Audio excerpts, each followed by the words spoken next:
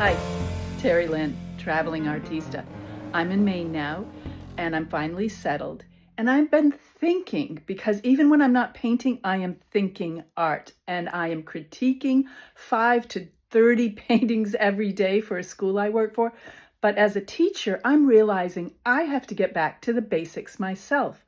For instance, one excellent thing to do is to find a simple object like a cut apple or a tree or just one thing and arrange it so you can play with it for a while. If you want, do it live is best, or you can take a photo and work from that. Arrange it so it's interesting. Let's see. I want to create interesting shadows and shapes. I want my negative shapes and my positive shapes to be interesting. I think I'm going to do a horizontal format, possibly. This is pretty open. I think I want a little more of that showing. I wonder if I can cut that corner into that shadow there. Oh, that's kind of cool. And I like the shadows that go around it.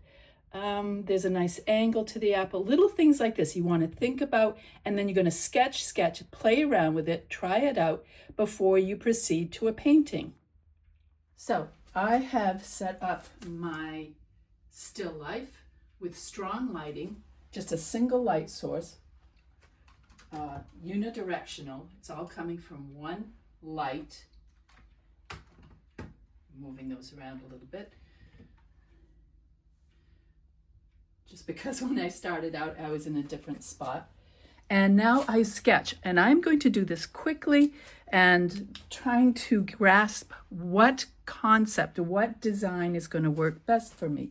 I want to fill the paper, leave a little bit of breathing room around the edge. So I learned this years ago, leave about a finger space of breathing room. So here's the edge of that rectangle. Leave a little breathing room around it, but otherwise fill it up. Get close, get intimate with your object. And there's a number of ways of doing that. I am going to use tangential lines. These lines would be the lines that would kind of go up against the apple, and it helps give me the basic angles of the shape. Yes, the apple is round, but for me, I find that by creating these restrictions on the outside of the apple gives it a stronger form, a much stronger form. So watch the angle of this, and I'm working my angles in relationship with the vertical, basically the vertical, but also the horizontal of the paper. So what is the angle that this line where the seed appears, what is that angle? That's an important angle. And then it kind of curves out and around and then down, and it's offset a little bit. That second slice of apple comes in, and I measure to about there. There's the angle of that side, that crisp line coming down here. It cuts quickly, and every apple's a little bit different, which really makes it fascinating. Okay, let's come in here. I have like a triangle here before I see a little bit of the edge of that. Now also I have my shadow, which is an integral form of this image. The shadows are part of my design. I don't want to forget those, and I don't want to make them boring. I need those to be interesting shapes as well. I don't want it going directly off the corner, so I am going to change that one just slightly. This one comes from underneath this part of the apple at this angle across, and then starts to curve up about at a third or a quarter of the way on this apple. So I have my basic sketch right now, and I'm going to use just value sketches. So that's important. We want to try different value sketches.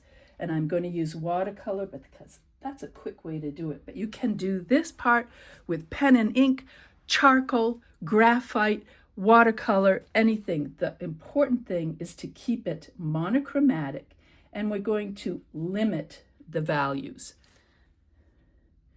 We're going to limit how many values to maybe, so we have white. Let's get a light value here.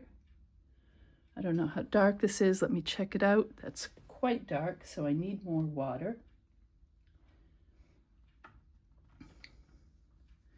Check it out again. Still quite dark. This is neutral tint, and it is quite powerful, actually. All right, this should be a little better. Okay, there's a light value. So I have white and this. Now this is going in the areas, and I squint way down. Oh, I forgot that cutting edge here where it comes up for the apple. I totally missed this one. This is vital. This is a really important one. Where does it come back down in here? It curves out there, comes around, a little bit of curve into there. All right, here we go.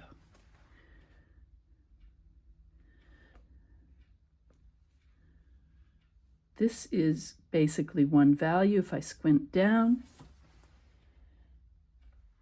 I can match that value.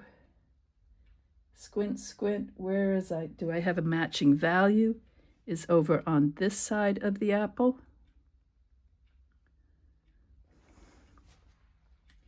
And perhaps near the dimple. Now we're going to double check around. This is going to be light. This is dark. A little bit darker now. Kind of comes across here. Always stop. See, notice how I stop. When I'm stopping, I am looking back at my object to make sure I am going in the right direction that the object is.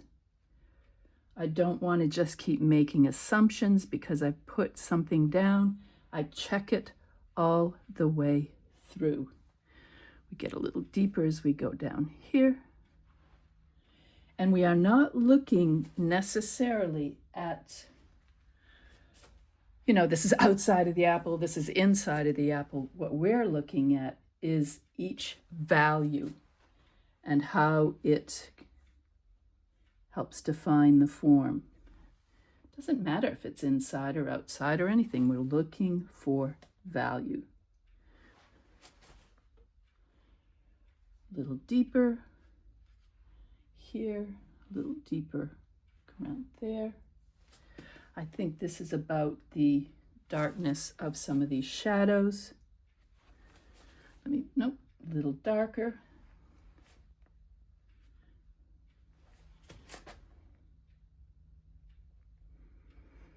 I am doing this watercolor on drawing paper. Not the best choice, but that's okay, because it's just a sketch. It is something that I am working to figure out my values for this particular sketch. Now I'm going to kind of show you probably once, maybe twice, but an important thing as you are learning is to repeat these exercises over and over, because as you repeat, everybody wants to paint it once and be like, yay, there I have a beautiful painting. No, we want to keep working at it and refining it and making it better. It's like playing an instrument. You don't just play once. When you're practicing, you practice over and over and over. Just keep going until then you can perform it. You don't just do it once. Why on earth in painting do we think that we can do it once and it's completed? Now, I don't want my other background to be the lightest part. If I leave that other background in there, the area around the shadows, it's it's going to fight for the attention of the brightest object. There. Where do I want to keep it white? That's important. I need to figure this out. I want to keep it white here, and I want to highlight up at the top. I need a light value here. This is that other, that cut side where it blends in there. And the light coming around.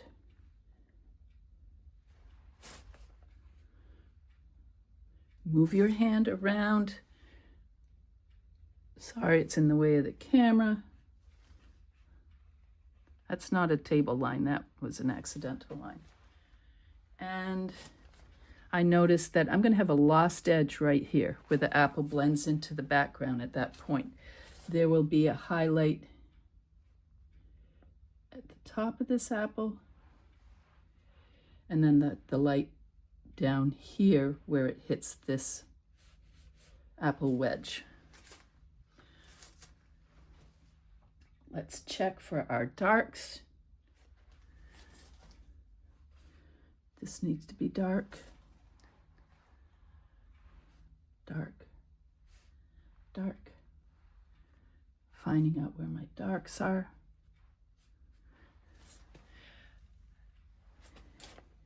And I do have more than 3 values. I'm going to create a little dark there. That's that shadow. Define it here. I want a nice shape right there. So I have lost edges. Here's a sharp found edge. Here's a lost edge as it goes into the distance. You don't have to make it say, oh gosh, this is apple. It has to be red. It has to have this. It has to have that. No, I'm going to add some more dark along here to help define that edge. There. Now you step back and you go like, is this a strong design? Does this work? I'm going to step back. I'm going to think about it. I want a little more, do I want a little more definition right here perhaps? Just a little like that. Now, if this is not working the way you had hoped it's working, I'm going to add a little in there, then do it again. There's nothing wrong with doing it more than one time. It's important to work on these value sketches until you have them correctly. And when you're starting out, you want to do this multiple times. 4 times, awesome. Also, you want to do the same exercise, but with color. So you try out different colors before you go into your large painting. This helps strengthen your finished work.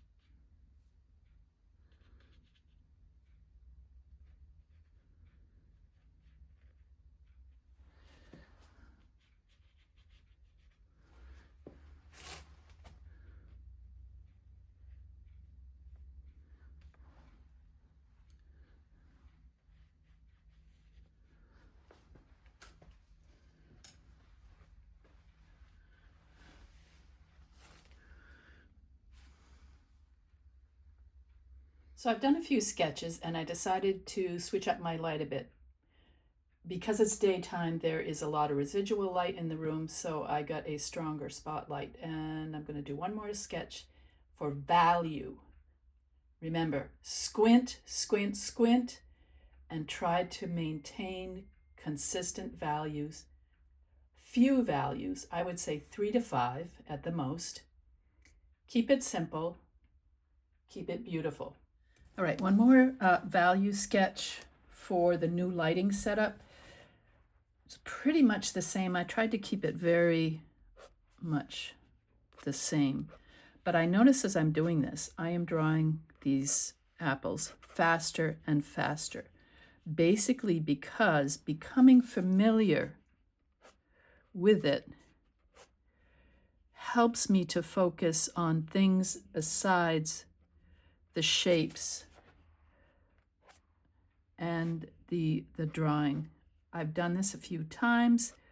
We're friends now, sorta. And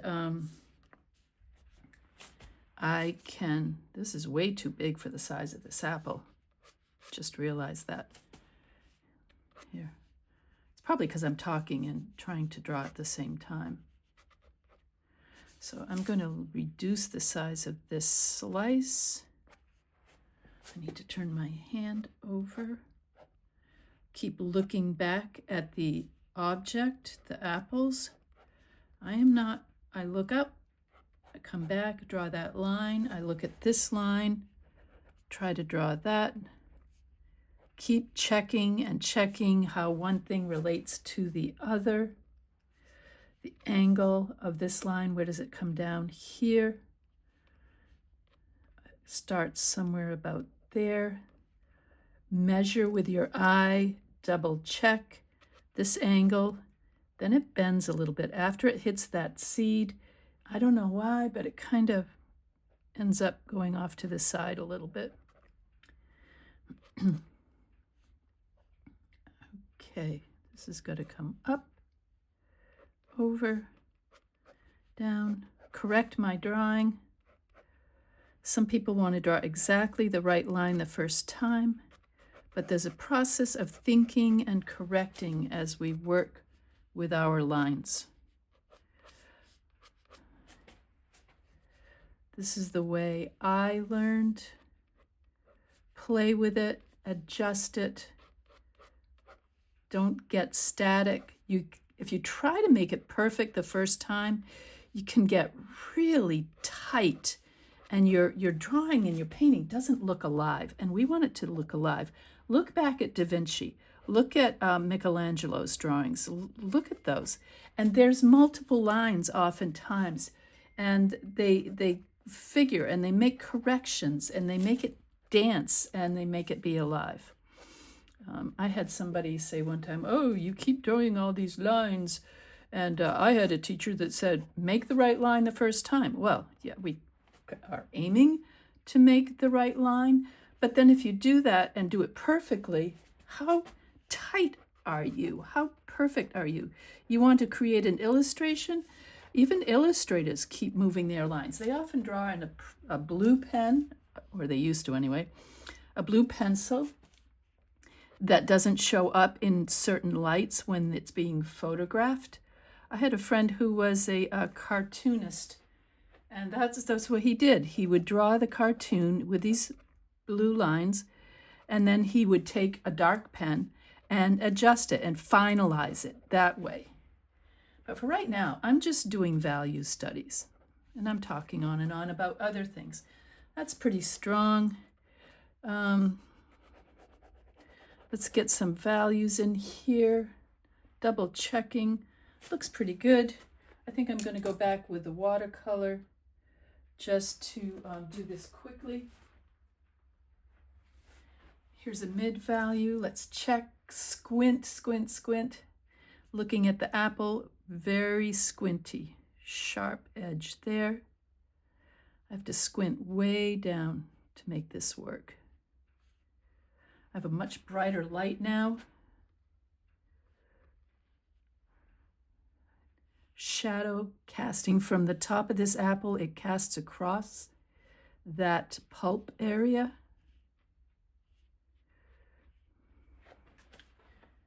Excuse me. Get some more paint, squint. Where else is it similar? It's a similar value right about here. I'm going to bring that down because it's going to get darker and I can come back over it. The same here. Simplified value. If you notice with my watercolor, I'm not being as sketchy. I'm pretty much going in, making the decision of my values. I practice. See, I'll look in the air. Is this about where I want this? I paint it in the air, and then I bring it down onto the surface of the paper.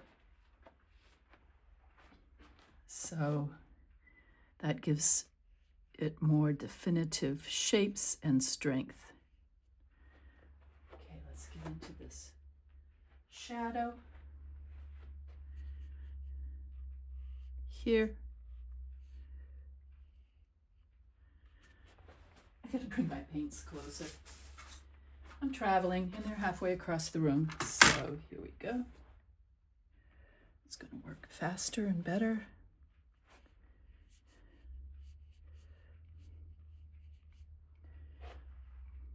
Allow the brush to do some dancing. Oh, I looked away and I touched the paper right there.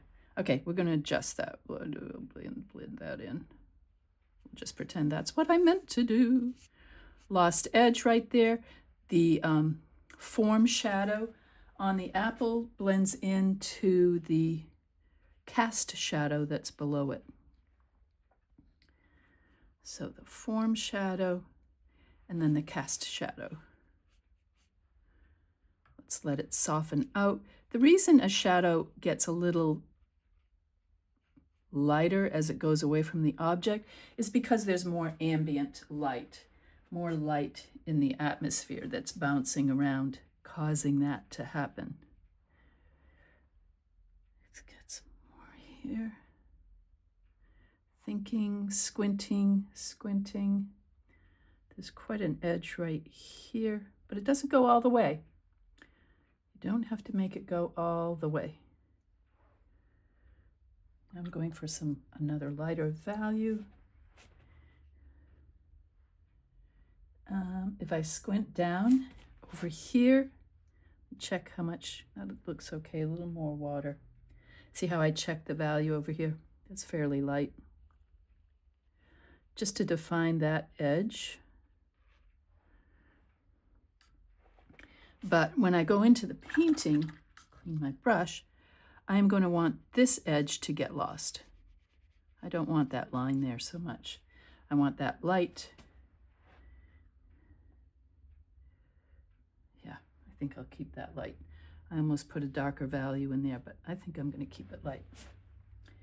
All right, there's something, that flow of the ink that a pastel will not do. So you can do this type of study, and you should, for any painting medium that you are working with.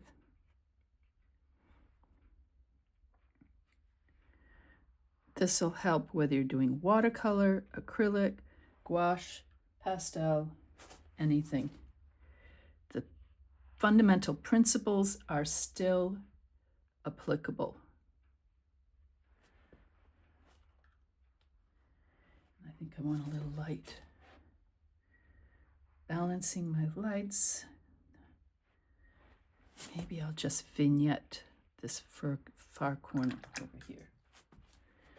Keep it fairly light right there. I'm lifting some of that color. So now I'm trying to balance my lights and my darks. Let's give this a little seed right there. Detail. I'm not really working with details. I'm working only with values. Then you can step back and study these and decide which for you has the strongest impact. And that's what we want to work with. I don't like what happened on that side, but it is fairly dark there. So that's, I'm going to give that a little chance to sink in and let me think about it. I want a little more value here. And I think I want that even darker. Not too much darker because it's part of the apple.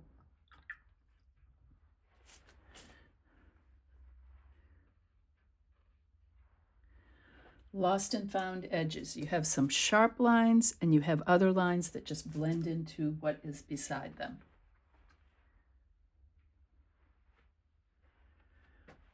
All right, time to let this dry. Think about it, make some decisions, and then we can move into color. So exciting! But value does the work. Value is the workhorse. You have to have strong values to make a strong painting. I've been away from it for a little bit. I have a chance to come back, checked it from a distance, and I think overall, I think I like this one the strongest. I like the dark behind that wedge. This one's pretty good as well. Although this one's pretty strong, but maybe if I combine this, because that's that stronger light, with a little bit of the shadow in here, that might work out well. So for today, I've got the value sketches. I'm going to jump into a pastel just for fun and play around with that off these value sketches. Interestingly enough, the apple itself, of course, the pulp, has oxidized somewhat, so it's not that brilliant white that it was in the initial photo and these sketches, period. So again, I'm going to balance what I see with what I have for my reference studies. And on we go. I forgot to mention that I'm going to keep this right nearby. This is not being put away.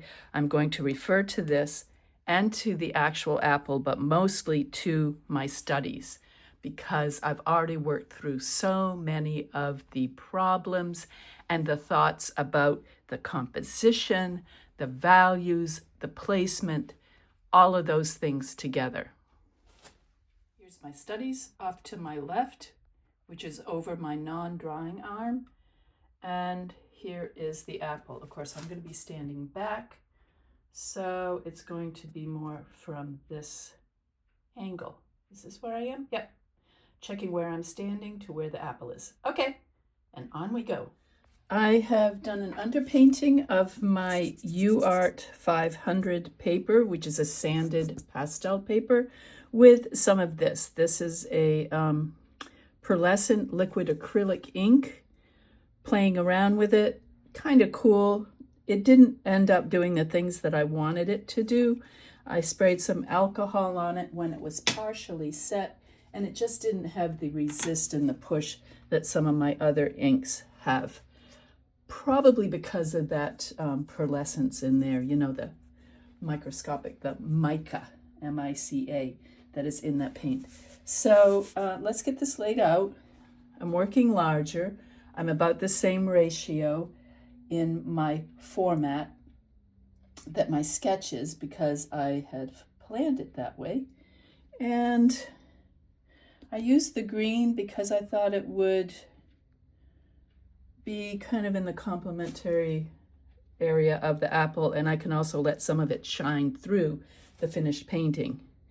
If I do my sketch, I can use a hard pastel. I'm going to break off about a third of this. So I have a long one and I have a shorter one. And I'm going to start with the long one.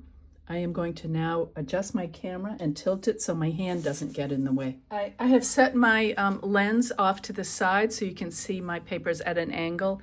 I might fix that, you know, when I put it into the video, but I'm not sure. This way you can see a little bit more what my hand is doing. I am going to set my color balance on my camera by setting this here. So now my camera is going to read the black and the white and the color of the paper, but I have to do that while the camera's off. So I will hold my screen right about here and hold it down until I get that lock that comes up. And it tells me it's locked at the focus of this value and this distance. All right, I've set my lock. I know that it's lighter on this side because that's where I have my spotlight. I'm not lit from both sides. I do have a little ambient light coming from the window right here, but not too much. So, thinking, and I'm looking now at my sketches, and I start laying in, looking at the sketches and the apple itself. I like using, again, these tangent lines that go around the sphere of the apple. I check my measurements. I can see on my sketch it comes almost to the halfway mark, but not quite, before it starts to angle down. These are my tick marks that help me locate the object on my paper. Basically, that's that apple. I want to have the wedge come in and hit right about there. On this apple, it angles up slightly here, and this angle is about there. Then it curves down and away.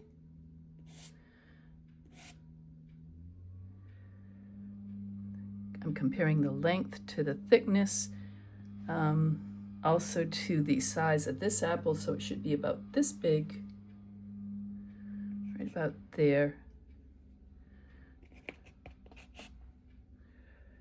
Angle coming off, this angle, bring it in. Okay, a little bit of a triangle here. And then we can see a bit of the peel around here. Considering that the shadow is also an important integral part to the design of this sketch. So I have to get that in as well. Comes off about here, kind of rounded. Out at a distance. Whoop! Caught on my paper there. The cut area of the apple comes up this way. You can tell I'm talking softly when I'm thinking. And it has that break. It kind of goes this way and then it breaks off and goes in another way. The direction, this angle and then this angle. So I'm treating each one separately. Of course, the stem comes out of that central axis of the apple. I think it needs to be up a little higher there. See how I made that adjustment at this point early in the process? It's so important to make our adjustments early on.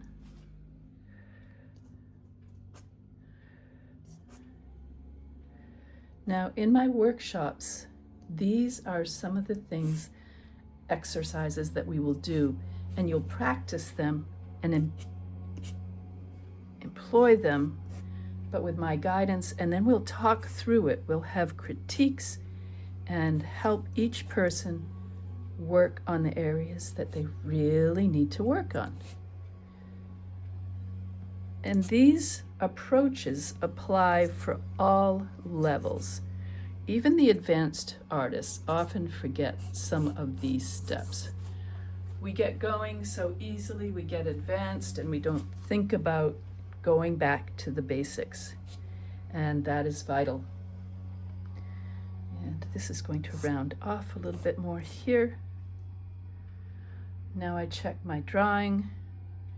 And I think I'm going to lay in some mid values to get an idea of to where this is going.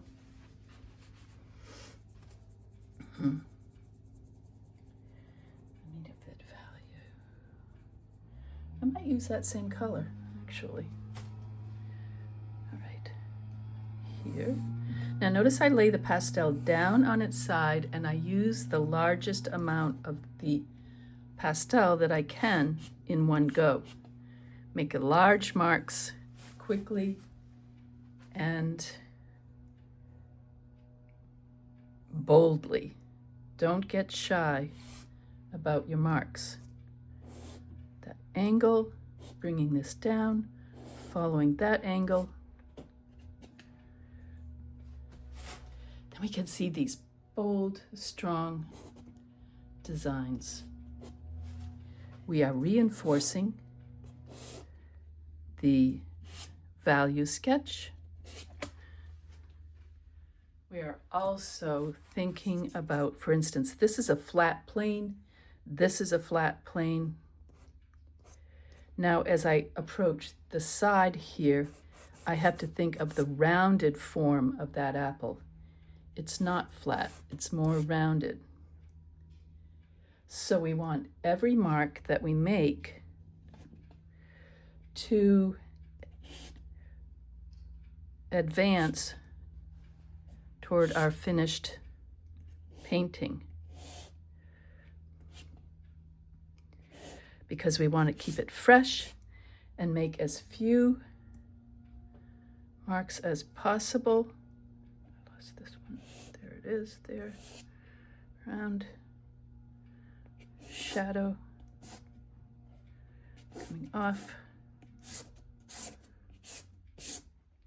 and this shadow, and a little shadow here.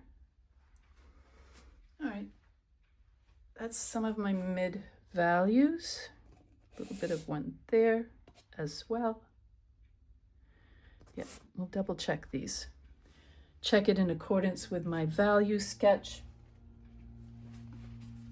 I'm working again between the value sketch and the actual apple.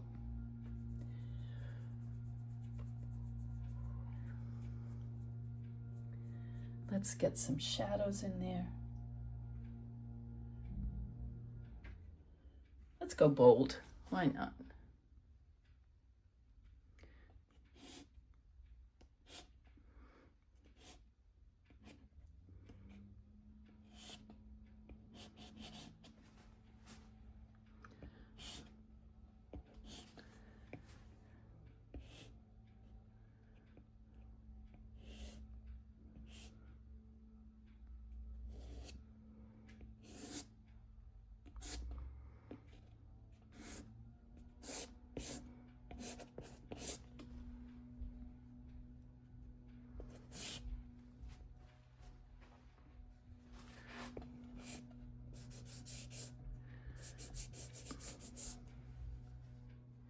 Soften the edges out here.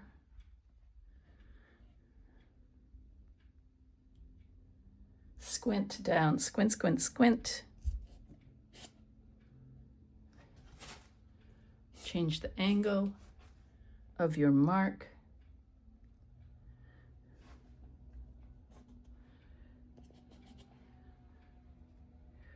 Use the largest side, the largest implement for as long as you can. Now we can check our values if that's working. I think we need to balance it out a little bit more up here.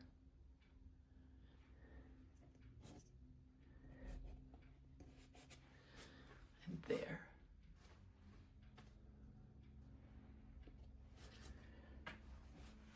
Now I'm going to go through the steps and continue this whole process throughout the painting.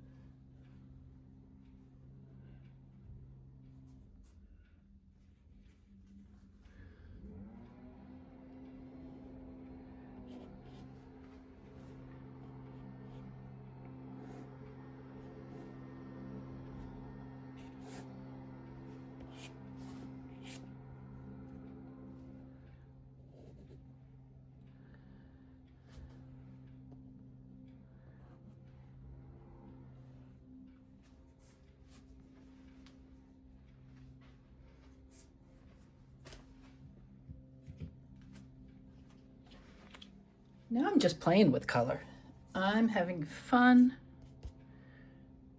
trying to stay within value ranges.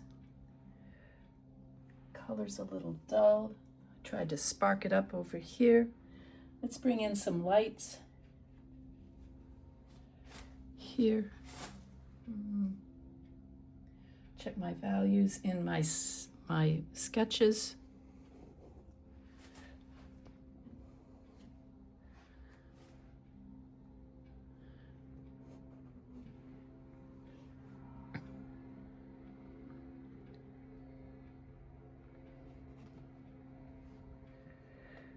This kind of radiates out.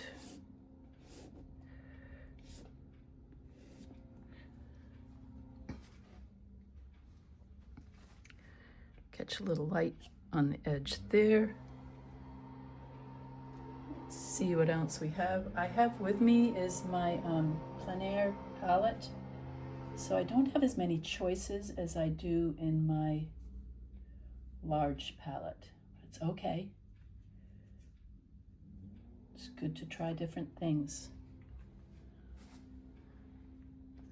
I want this to be a little lighter. Check the values, squint down. If you're not sure if the value's right, just squint way down. If it blends in, it is the right value.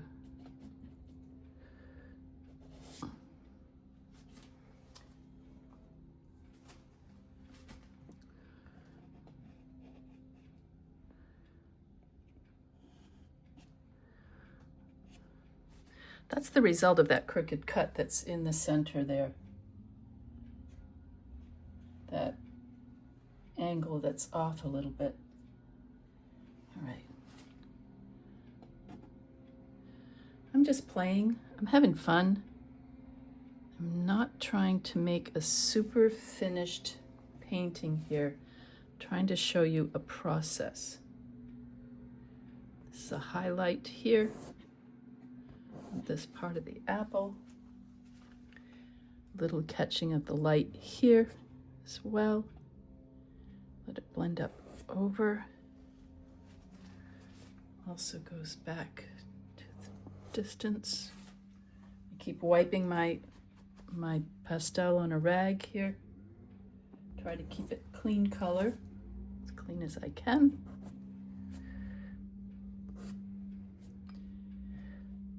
A little more of this along there. Maybe some fresh marks. Also down in here. And radiating out and up. Step back.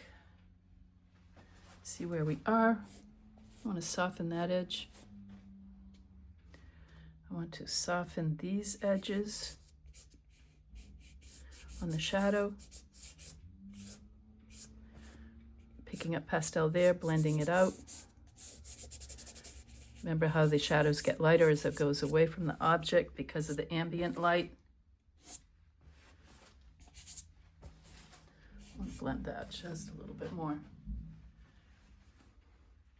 Now I need to bring some pizzazz into the center. I have to squint down again. I need to be sure that the values are deep enough. Let's see. I think that's going to work quite as much as I hoped. How about something like this? Still too light. This side. That looks about right according to that pulp of the apple.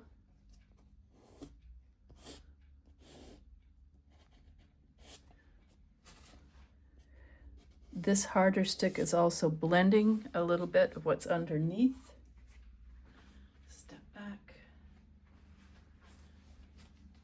I do have rather a lost edge right there, and then that edge of the skin there is much stronger. I'm trying to clean it up and I'm making a mess. And I want to pull out finish up some dark areas and then some light areas. So this cut area right here in the center needs to be darker.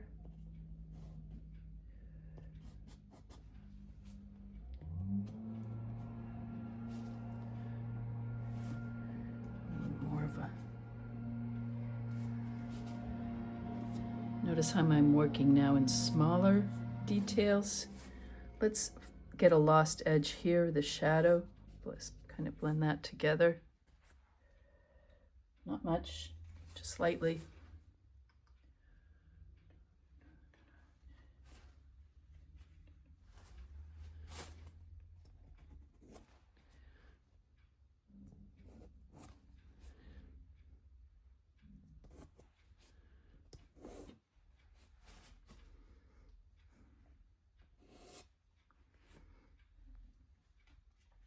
By glazing the green over that red, it neutralizes it quite a bit.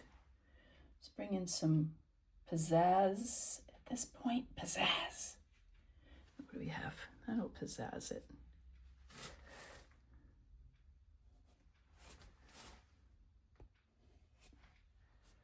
Yeah, see that pizzazz. Ooh. Okay.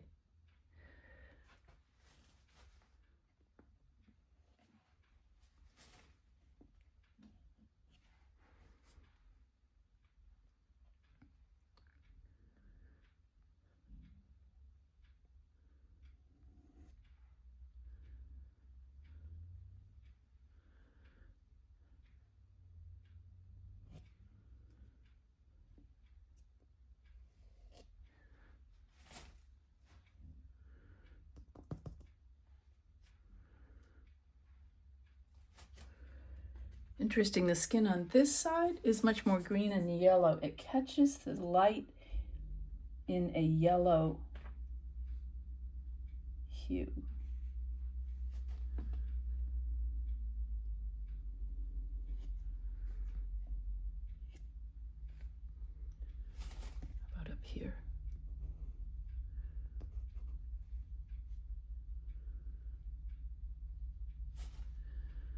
Also up here a bit.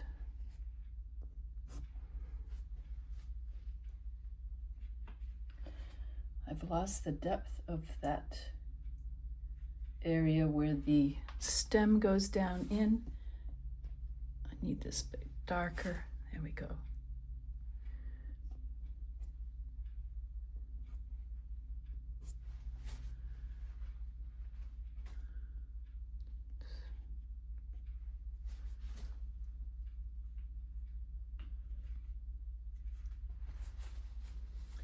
And a couple highlights.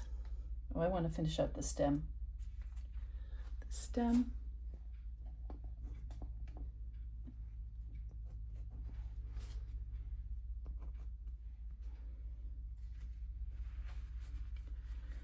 That also has a highlight on it that went through a growing stage, so we're going to add a little green.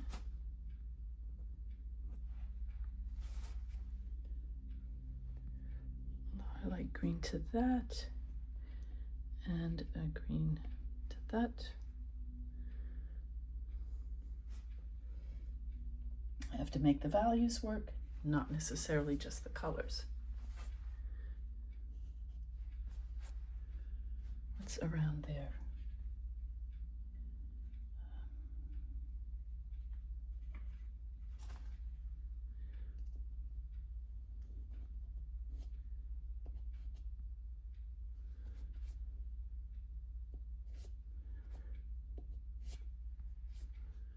A little reflected light, a little translucent light that shines through, and some highlight. Instead of pure white, let's use a really, really, really light blue.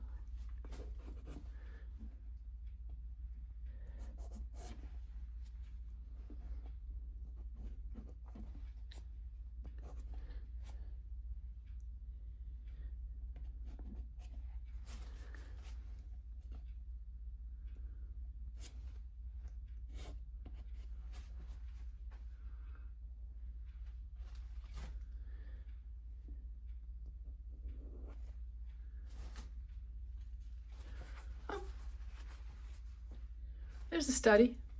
Oh, my camera got tilted. Oh well. Anyway, notice some of the highlights, the darker areas. The blue is really, really blue. That's for a little pizzazz. We can also bring that down a little bit if we want to make the hue a little more subtle, so it's not so brilliant a blue. Like that, if you wish.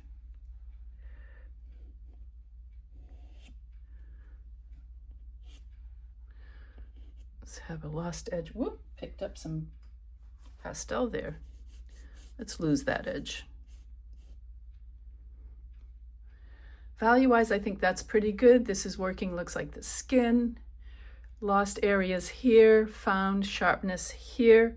I'd like to darken that just a hint more, right in behind that.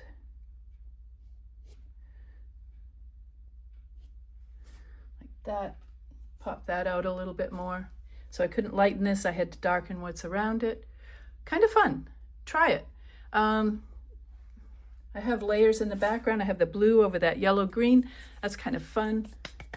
I don't know. I had fun. Hope you had fun.